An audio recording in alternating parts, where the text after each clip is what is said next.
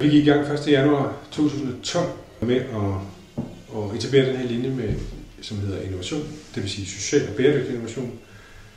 Vi startede med 5 elever, og hurtigt så blev vi 10, og så blev vi 12 elever.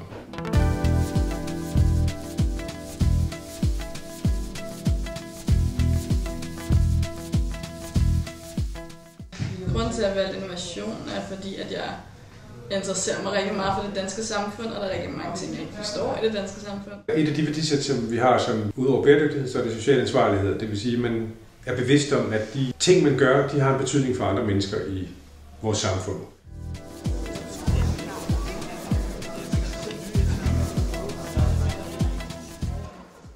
Det er meget interessant med produktionsskoleelever, for de har så broget og så forskellige baggrund, så de faktisk er meget potentielt innovative og har en noget anden tilgang til verden, som kan bruges aktivt. Og det er et fantastisk, hvad kan man sige, livsværktøj, de umiddelbart har med.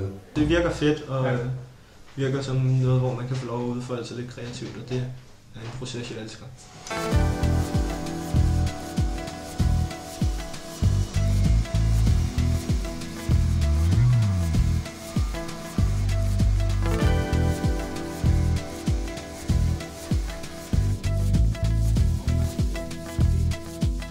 Det, som vi så gjorde, det var, at vi havde en lille uge, 4 dage på skolen, som hedder Glade Dage, som var en optagsforløb til Globalt Forår, hvor vi laver ligesom, hvad kan man sige, et workshopforløb over 4 dage. Vi starter med en seance, vi samles i en større sal, som vi har scenograferet, hvor der er lys og lyd og musik og scene og show og oplæg fra kunstnere og fra lærere og fra udefra kommende og sådan noget, hvor der er sådan en stor. Der er en masse af energi, og hvor alle elever, alle linjer får præsenteret den her opgave, de skal deltage i Globalt Forår og komme med en idé fra hver værksted på den økologiske produktionsskole. Vi er i gang med at lave plantekasser til 12. maj, så vi kan få spiret nogle planter, så vi kan få ud i vores pyramider og stå på pladsen, som er et bæredygtigt projekt, der går ud på at omdanne gamle byggematerialer til de her plantepyramider.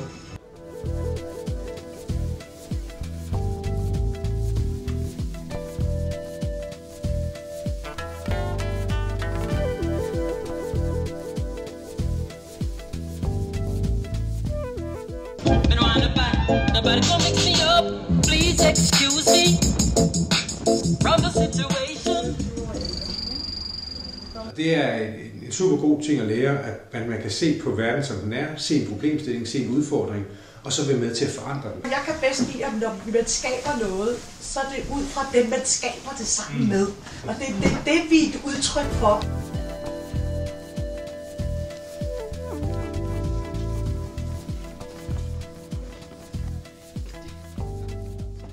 Engagement er i sig selv noget af det vigtigste, det er at finde, hvor din lyst, hvor din største interesse. For kan man fange den, så kan man skabe næsten hvad som helst.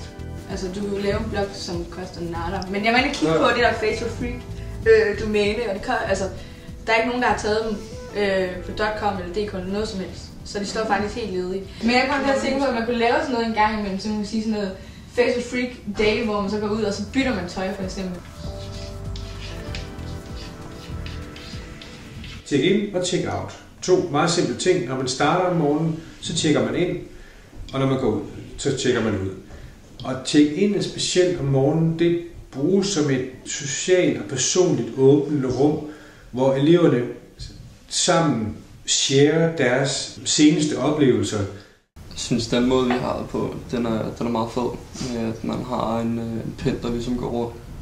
Fordi at det også lærer disciplinen omkring, at man skal tie stille, når andre taler. Der er altid sådan problemer i folkeskoler og alt det der, fordi folk de ved ikke, hvad hinandens liv går ud på, og hvad der sker, men her der har man i hvert fald en idé om det. Det er også pisse fedt at høre om, at andre de lykkes i ens klasse. Så det er en rigtig god måde at både booste sammenholdet på, men også personligt. Det forløb, vi går i gang med nu, det kommer til at handle om ungdomsbeskæftigelse frem for ungdomsarbejdsløshed. Det er vigtigt, at vi tager en positiv vinkel på det. Det skal være mobile virksomheder, det vil sige en Christiania-vogn eller en Svejre, en større cykel, hvor vi laver små typer virksomheder.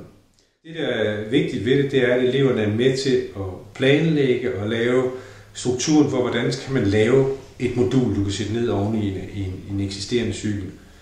Så den produktion, det er en del af det at bygge virksomheden op, det er at forstå, hvad er det for nogle fysiske rammer, der skal til, for at det her kan komme til at virke. Men i sig selv bare at opleve, at det at være entreprenant, det at skabe noget selv, det er en af de store læringer, som gerne skulle komme ud fra innovation.